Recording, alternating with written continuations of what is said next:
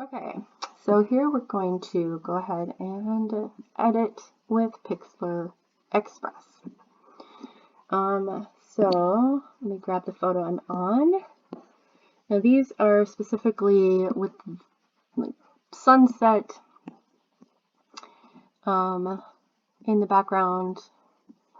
No, I forgot where I'm at. So 1775. Hold on one second.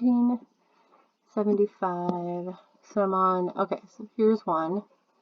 And like I said, these are going to be silhouette sunset in the background.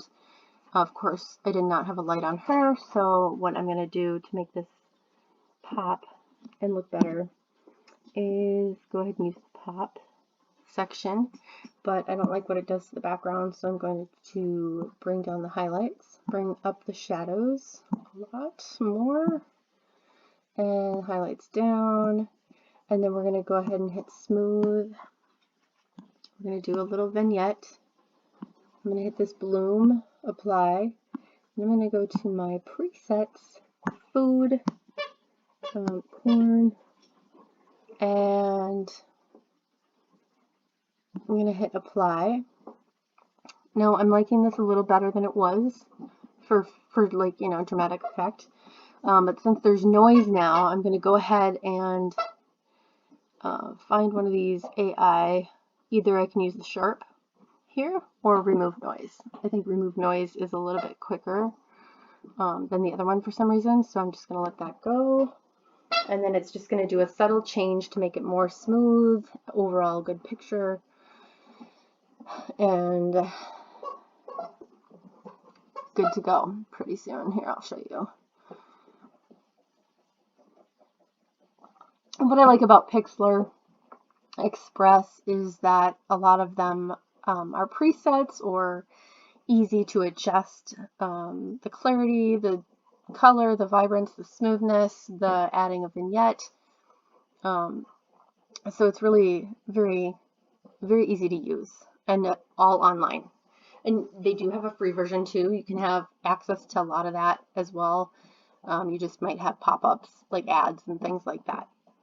And I seem to notice that it crashed a little bit more when I originally was using the free version. So I'm not sure if it does that anymore, but I did upgrade and the subscription is very reasonable. So it's like 35 bucks for like the whole year or something. So it's definitely worth it. And I think it just did the remove the noise. So I'm going to hit apply. I'm liking how this looks, but I'm just going to go ahead and see if I can just bring up the shadows just a little bit more. Highlights down. No, I don't like that. And I think I'm just going to leave it the way it is, like that, and then hit save. We're not looking for like an, you know, clear portrait here. We're using the lighting in different aspects of this when I shoot photos. So I make sure I have a variety of lighting to make a dramatic effect, and then have natural poses and portraits, and then some silhouettes.